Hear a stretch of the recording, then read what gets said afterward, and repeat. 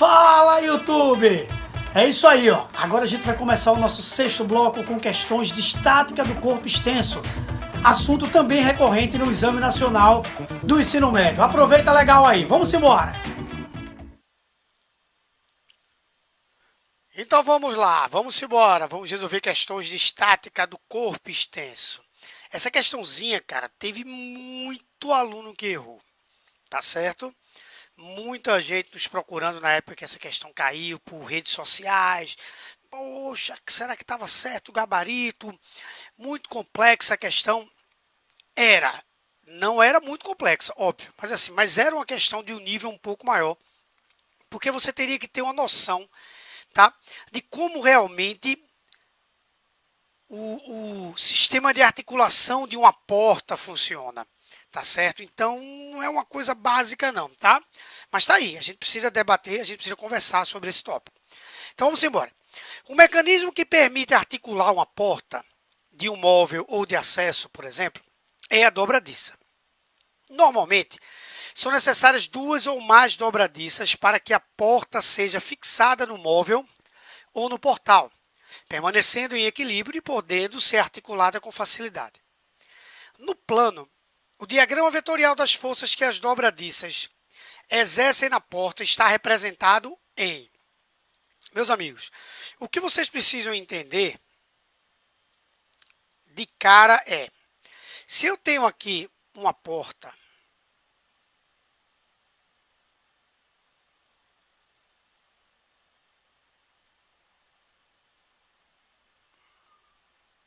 desenhada aqui a portinha,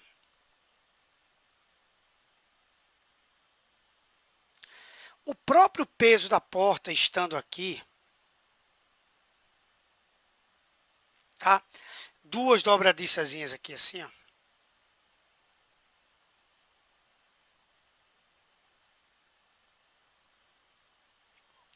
O próprio peso da porta já tende a fazer essa porta girar nesse sentido, em relação a esses dois pontos. Vou colocar aqui dobradiça A, dobradiça B. Tá certo?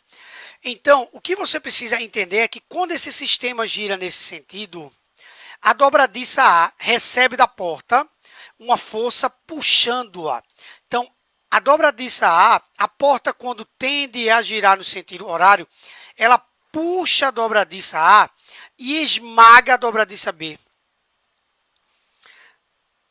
A dobradiça A é puxada, a dobradiça B é esmagada. Esmagada no sentido só comparativo A com B, tá certo? Então, se eu for analisar as forças que a dobradiça A recebe da porta, as forças que ela recebe da porta, ela é puxada para cá pela porta. Enquanto que a dobradiça B, ela é empurrada pela porta. Ela é comprimida pela porta. Na questão, ele quer saber quais as forças que a dobradiça exerce na porta. Ainda tem o peso que faz com que sobre essas dobradiças exista uma força para baixo. Consequentemente, meus amores, a dobradiça vai reagir a tudo isso. Quando eu for analisar as forças que a dobradiça faz na porta, são forças justamente de sentido contrário. Se a porta empurra a dobradiça para baixo, a dobradiça reage para cima. Se a porta puxa a dobradiça para a direita, a dobradiça reage para a esquerda na porta.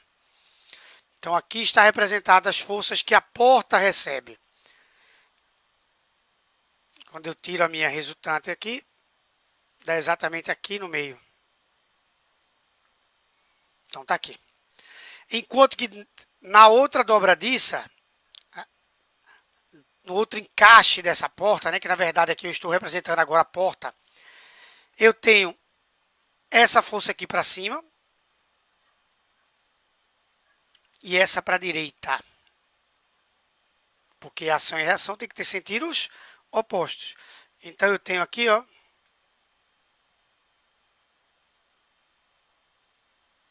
então, a resultante das forças que a dobradiça exerce na porta estão representadas com esse primeiro vetorzinho na dobradiça A inclinado para o segundo quadrante de um ciclo trigonométrico e a dobradiça B inclinado para o primeiro quadrante. Então, quando a gente vai ao gabarito, a gente encontra exatamente a letra D de dado. Está aqui, ó. Tranquilo? Dobradiças A e B. Beleza, então não foi das mais fáceis, não, mas tudo isso conversado em sala de aula pelos seus professores, tá certo? Isso eu posso falar por mim, isso a gente conversa em sala de aula. E tenho certeza que o seu professor também deve conversar em sala de aula sobre esse tópico que é força resultante, que é equilíbrio associado a torque, tá? Estática do corpo extenso, beleza? Vamos lá. Mais uma questãozinha. A questão falava assim: as bicicletas possuem uma corrente que liga uma coroa dentada dianteira, movimentada pelos pedais, a uma coroa localizada no eixo da roda traseira, como mostra a figura. O número de voltas dada pela roda traseira a cada pedalada depende do tamanho relativo dessas coroas. A gente vai, nessa sequência de questões, resolver uma questão de movimento circular uniforme sobre isso. Então, eu não vou, nessa questão, focar nisso daí. Tá certo? Só se for realmente necessário. Acho que é, né? Acho que será necessário. Com relação ao funcionamento, porque quando ele fala com relação ao funcionamento de uma bicicleta de marchas, onde cada marcha é uma combinação de uma das coroas dianteiras com uma das coroas traseiras, são formuladas as seguintes afirmativas. Bora lá.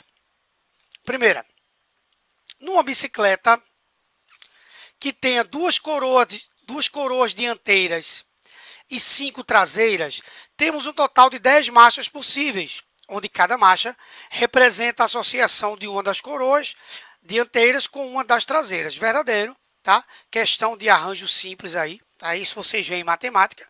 Se eu tenho 2 de um lado, 2 coroas e 5 coroas traseiras, eu posso ter um total de 10 combinações aí. Então, o item 1 está verdadeiro. 2. Em alta velocidade, convém acionar a coroa dianteira de maior raio com a coroa traseira de maior raio também. Então, vamos conversar sobre isso. É o seguinte. Nas configurações, vamos colocar aqui a roda traseira. A roda, isso aqui é a roda. Na configuração de alta velocidade, você deve ter isso daqui.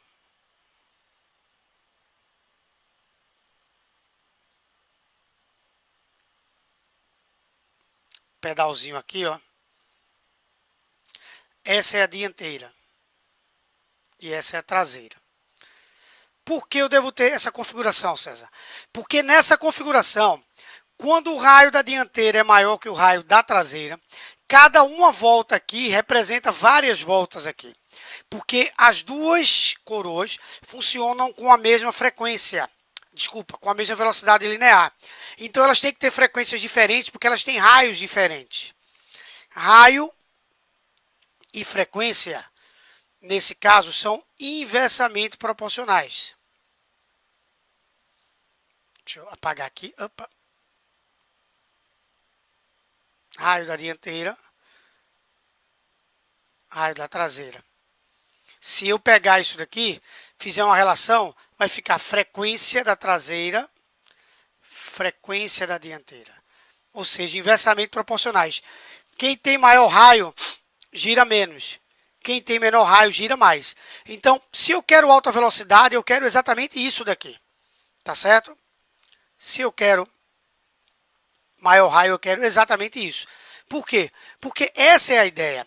É que eu dê uma pedalada e a minha roda traseira gire mais vezes. Essa é a ideia, tá bom?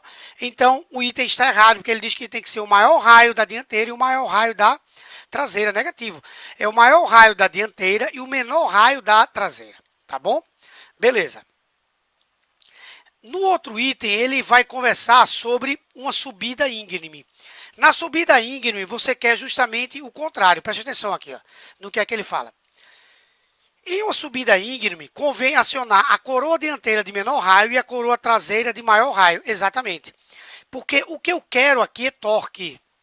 Se eu vou executar uma subida íngreme, eu preciso de torque. Por quê? Porque a minha roda, o meu sistema, imaginando a bicicleta aqui assim, as duas rodas, tem a força-peso desse sistema aqui.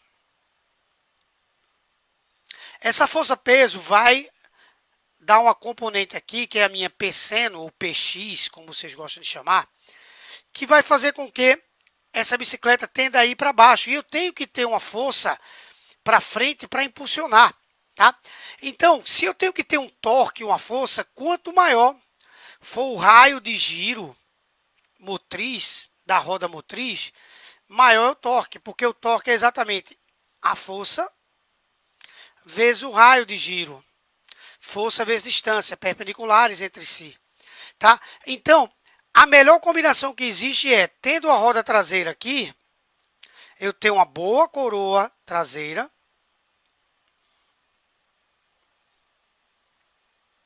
e uma pequena dianteira. Por quê? Porque aqui cada 10 voltas aqui, por exemplo, equivale a uma volta aqui. Uma volta aqui com uma força muito grande e um raio muito grande.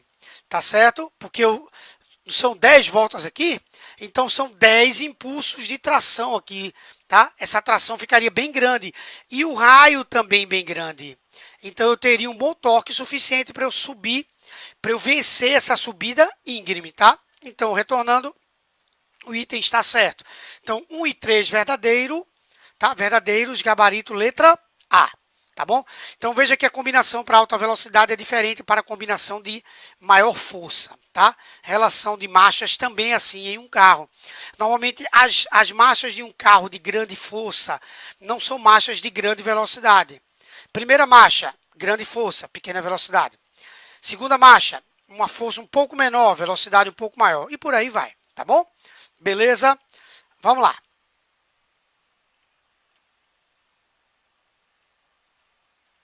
Terceira questão.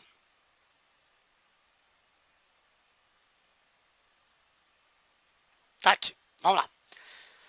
Um portão está fixo em um muro por duas dobradiças, A e B, conforme mostra a figura. Sendo P o peso do portão. Cara, a gente falou sobre isso na primeira questão. Caso um garoto se dependure no portão pela extremidade livre, e supondo que as reações máximas suportadas pelas dobradiças sejam iguais, é óbvio que é mais provável que a dobradiça A arrebente primeiro que a dobradiça B. Por isso que às vezes esse portão fica arrastando no chão, porque ele inclina assim no sentido horário. Então, a dobradiça A tende a quebrar primeiro que a dobradiça B. Então, gabarito letra A, sem nenhum problema. A gente já tinha conversado sobre isso daí. Está na questão 1. Se você não lembra, volta para a questão 1 que você vai dar uma recordada nesse conceito. Beleza?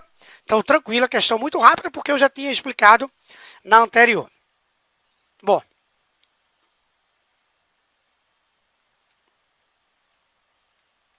Mais uma questãozinha aqui. Dizia assim essa. A figura mostra uma balança de braços iguais em equilíbrio na Terra, onde foi colocada uma massa M e a indicação de uma balança de força na Lua, onde a aceleração da gravidade é igual a 1,6 metros por segundo ao quadrado, sobre a qual foi colocada uma massa Mzão. Qual a razão de emisão sobre Mzinho aí? Meus amigos, na superfície da Terra, perceba que se é uma balança de braços iguais, o torque do lado esquerdo tem que ser igual ao torque do lado direito, tá? Ou seja, a balança tende a girar nos dois sentidos do mesmo jeito. Deixa eu colocar aqui para vocês. Ver se eu consigo escrever aqui. Aqui, ó, vai ter um torque aqui.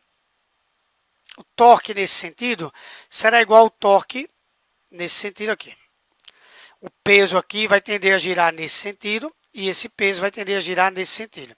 Se os dois torques são iguais e as distâncias são iguais, esses pesos têm que ser iguais. Significa que Mzinho equivale a 1 kg. Ah, César, é óbvio, né? Porque se está equilibrando tem que ser massas iguais. Não, não. Não é simplesmente... As massas não são iguais. O do lado direito com o lado esquerdo, porque tem que estar em equilíbrio, não. É porque as distâncias são iguais e tem que estar em equilíbrio.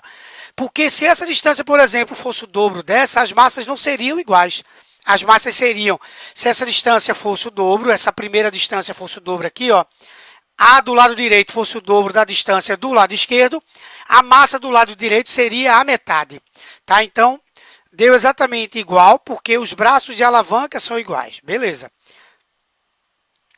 Olhando agora a massa da maior, o que é que eu tenho? Eu tenho que na Lua ela pesa 4 newtons. O peso de um corpo em qualquer planeta é a massa do corpo vezes a gravidade. Se ele diz que o peso do corpo é 4, a massa dele, que é o mzão, a gravidade da Lua é 1,6. Isso vai fazer com que o meu mzão dê 2,5 kg. Consequentemente, quando eu for dividir mzão por mzinho, 2,5 dividido por 1, gabarito está aqui, ó, 2,5, letra B de bola. Tranquilo? Então, gabarito 2,5, letra B de bola. Joia? Massa. Então, vamos apagar aqui para a gente partir para a nossa próxima questão.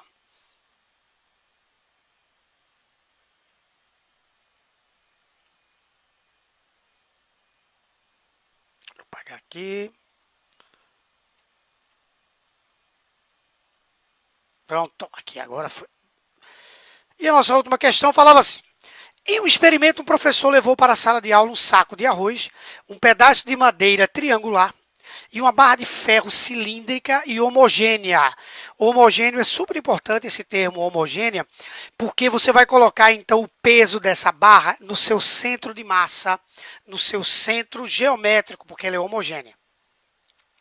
Ele propôs que fizessem a medida de massa, a medição de massa, da barra utilizando esses objetos.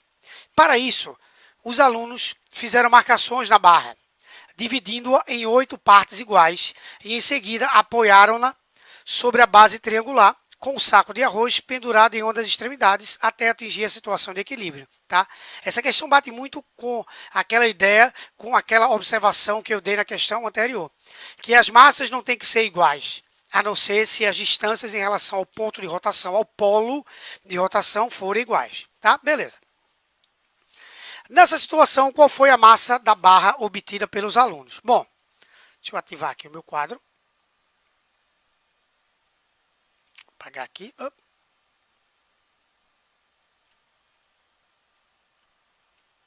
Apaguei a cena aqui. Vou colocar aqui o quadrinho branco pra gente. Pronto. Vamos embora. Presta atenção aqui, hein? Vê lá. Eu tenho 8 divisões aqui. Então, o peso dessa barra está aqui, ó.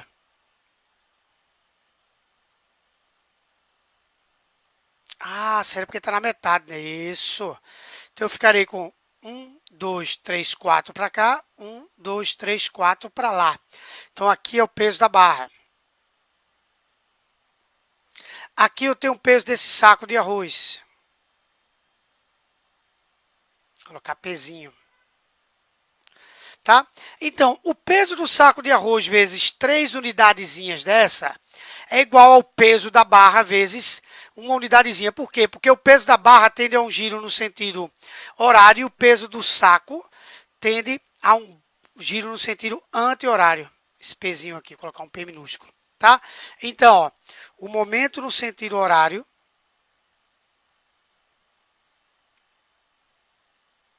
será igual ao momento no sentido anti-horário. No sentido horário, o peso da barra vezes uma unidade.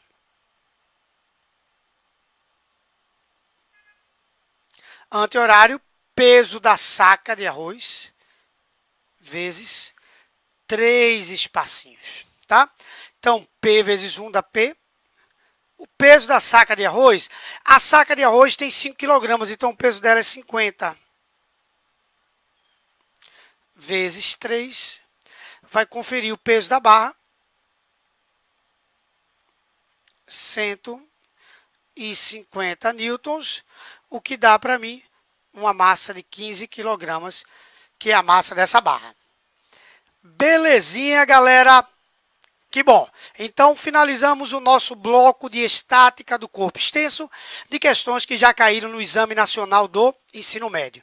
Lembrando sempre que essas questões estão em 2 materiais da gente, que representam, um livro de 900 questões que nós temos, dividida toda por assunto, onde tem o bloco só de questões do Enem. E um livro, e uma sequência de livros textos, tá? Onde nós colocamos todos os conteúdos e cada conteúdo tem 30 questões, tá? Para que você possa exercitar. Você querendo adquirir um desses livros, você entra em contato conosco pelo nosso Instagram, @prof.cesar e lá a gente conversa e vê como faz para enviar esse material para você, tá bom? Então, um grande beijo no seu coração. Até o nosso próximo bloco. Tchau, tchau.